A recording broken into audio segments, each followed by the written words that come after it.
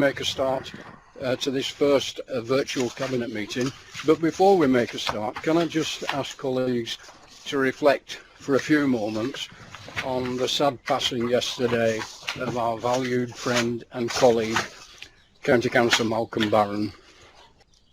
As I say, sadly passed away yesterday in hospital. Can we just have a few moments reflection?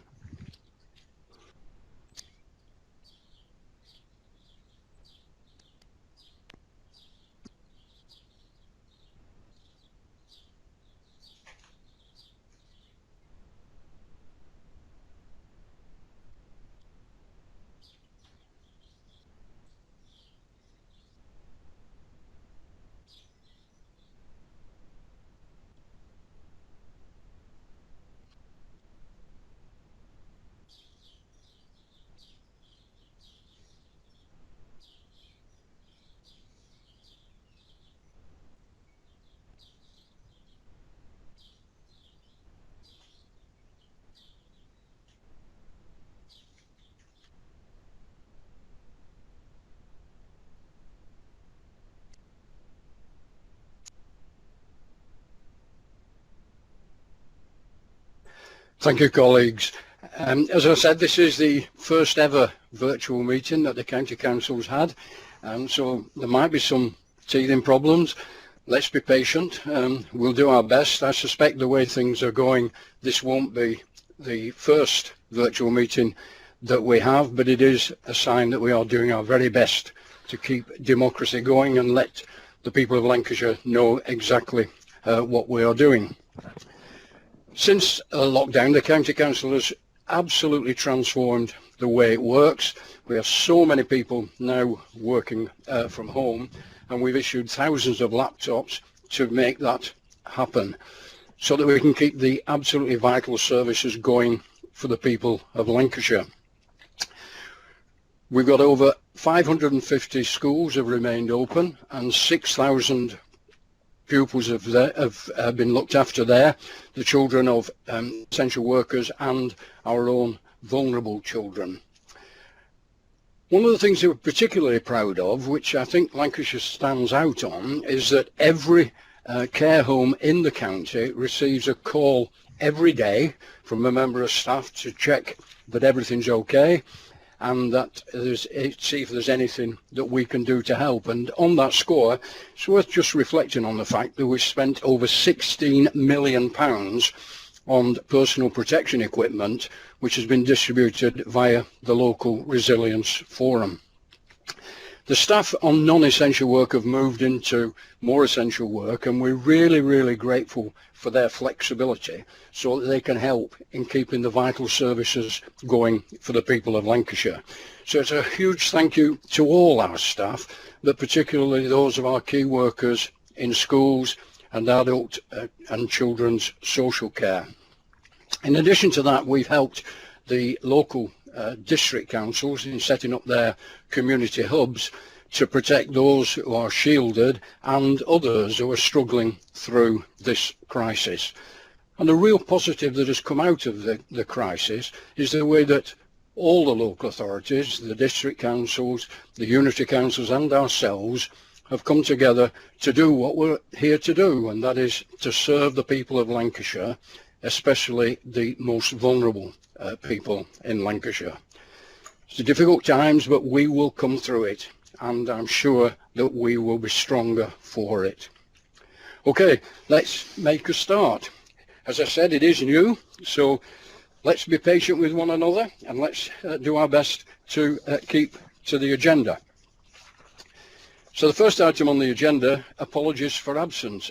I don't think we have any apologies, have we? No. No, I don't. I think we're all here. Are there any disclosure of pecuniary or non-pecuniary interests? No? No. Item 3, minutes of the meeting held on the 12th of March. Do we agree that as a correct record? Agreed. Yeah. Thank you. Item 4, severe weather funding for damage following the storms Ciara and Dennis. Over to you, Keith. Thank you very much, Leader, and thank you for those words at the beginning. Everybody has made a tremendous effort. And a lot of my thanks go to the highways team who had to do things that they didn't usually expect to do, but they did a good job of it all. And especially the morgue facility that had to be built, that was an exceptional achievement. So I'd just like to thank them on behalf of everybody. Item 4, obviously we had a lot of damage during the storms of the winter. There were two storms, there was Ciara and Dennis, and they did around £5 million worth of damage, which is all on the agenda there.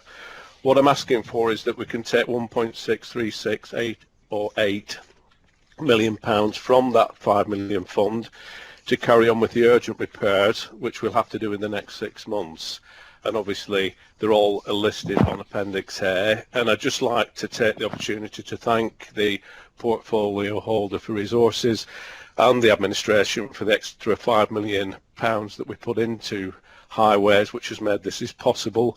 And obviously if you've got the reserves you can do these things, so I would like to thank you on behalf of the highways for this, and I would like you to approve Appendix A and that we spend the money as in the recommendation. Thank you.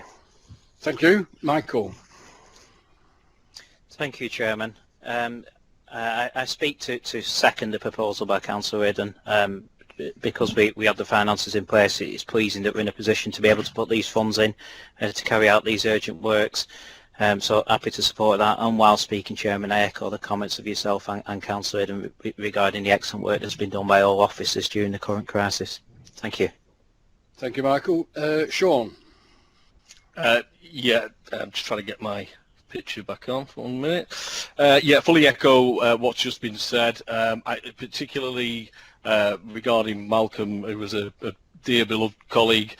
But back to the item there, I'm really pleased to see the huge amount of funding that's being put towards Walmsley Bridge Lane, which is right on the edge of my division, because the road has been blocked ever since. So I'm sure people will really welcome that. So I'd like to thank the portfolio holder and the resources portfolio holder for their work on this. Thank you very much. Thank you, Sean. Are there any other? Councillor Ali. Yeah, thank you, Chairman. Can I also place on record my group's thanks to the officers for the sterling job they've done.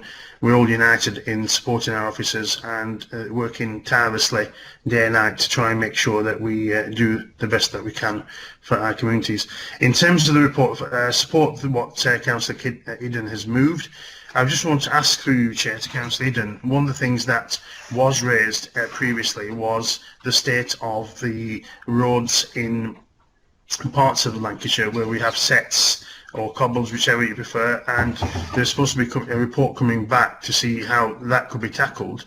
I know from going around, and lots of residents email me and texting me saying what's happening, because some of those streets are getting worse by the day. I'm just wondering whether in the next month's cabinet, whether a report would be forthcoming, Councillor Eden.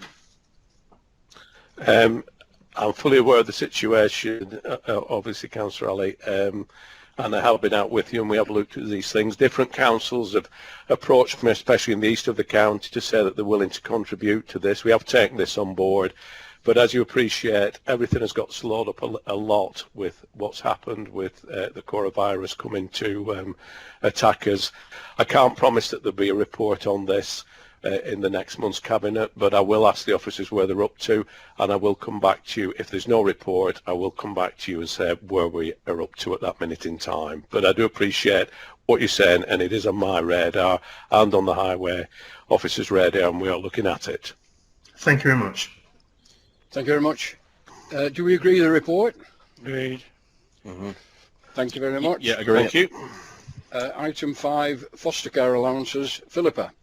Hi, thank you, Chairman. For the people who are listening in, it's Philippa Williamson here, Cabinet Member for Children, Young People and Schools.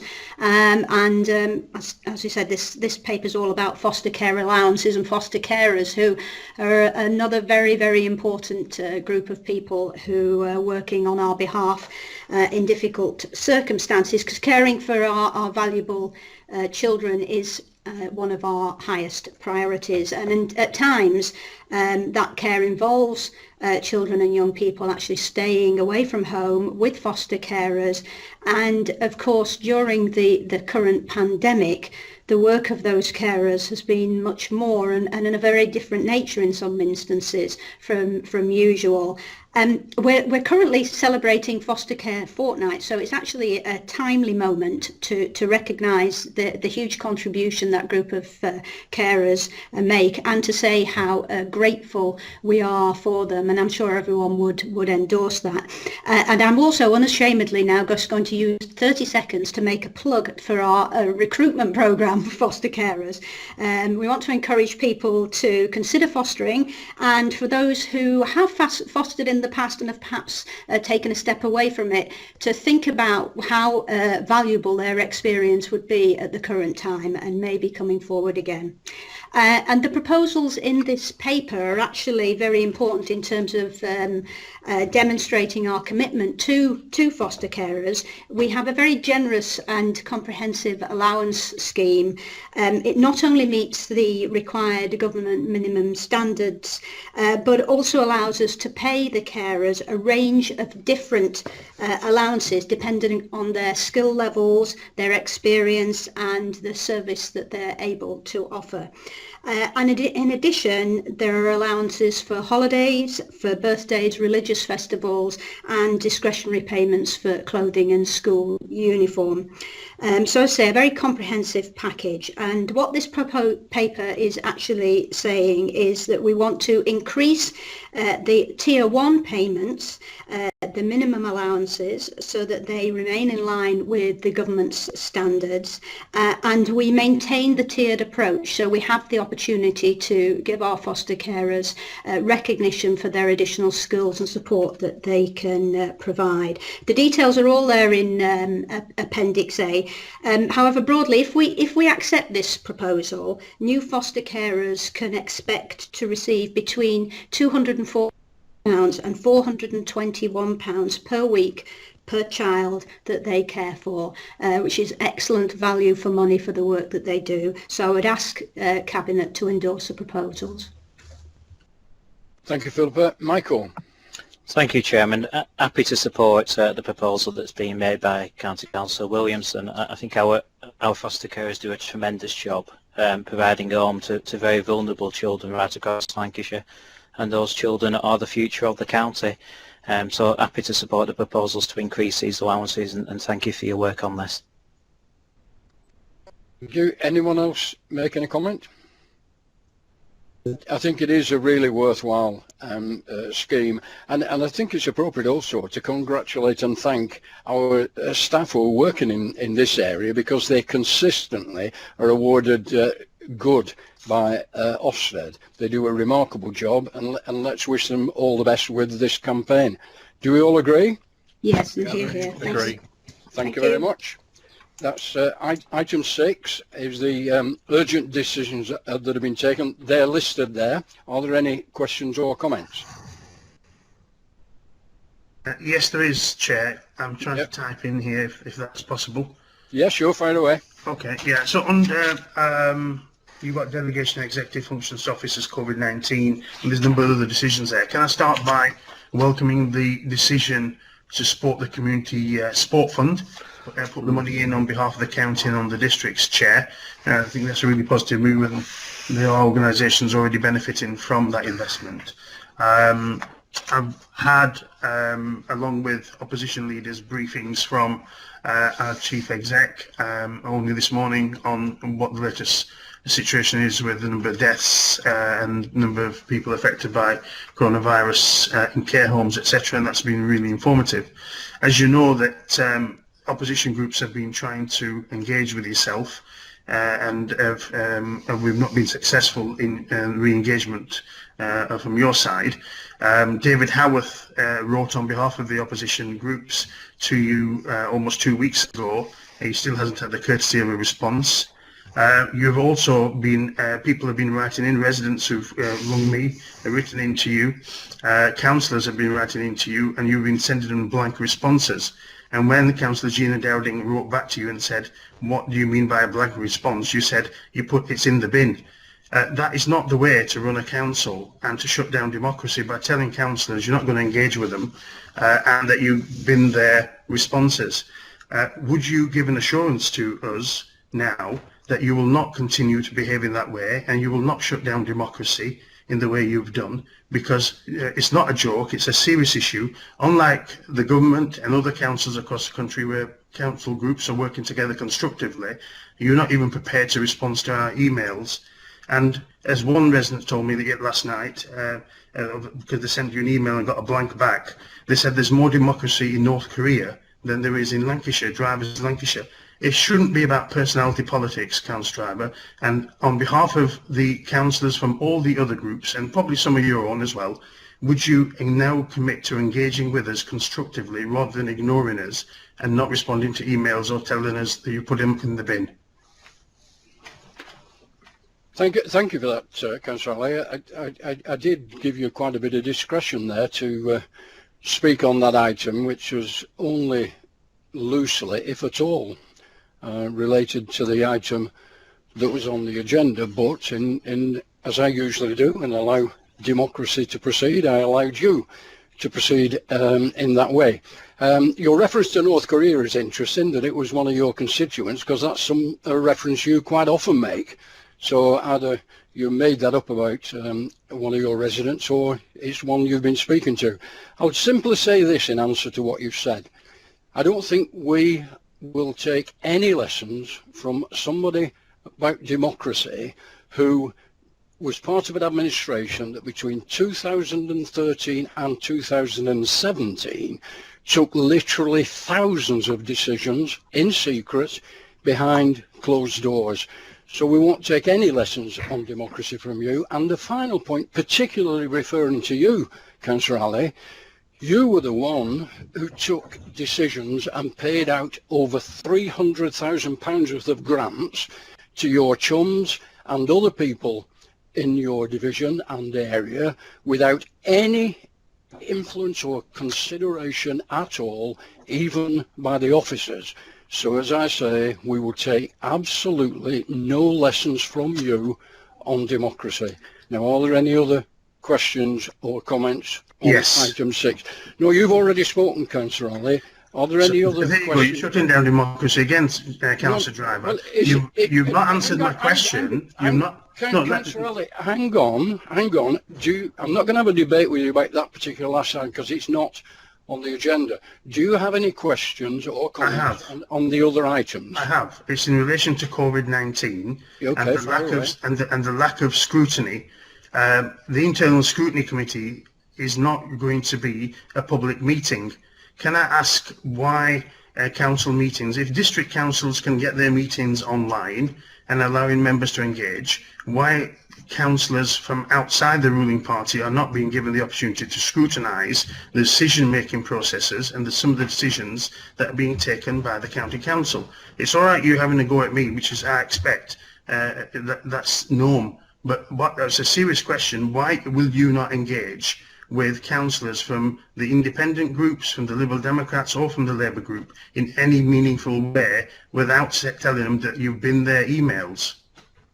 And will that activity and that behaviour stop as of now? Councillor, that's the last time I'll allow you to speak on an item that's not on the agenda. This is exactly what you're going to do. You're doing exactly what you've always done, is shut down democracy. Just answer the question. Are you going to engage with us or not? Yes or no? No. Okay. Have you any other items on that item on the agenda? No, that's fine. You answered the question. Thank you very much. Do we agree the item 6 on the agenda? Yes, we do. Thank you very much. Yep. Item 7, urgent business. We have two other items of urgent business. The first one is extending the existing contracts. In view of the COVID-19 crisis, staff in the procurement section are working in other sections to help deliver the crucial services to the people of Lancashire. So it seems common sense to extend those contracts rather than trying to hurriedly renegotiate them. Do we agree with that? Agreed? Yeah, agreed. Thank you. Item B is the academy conversion of Marsden Heights. Philippa.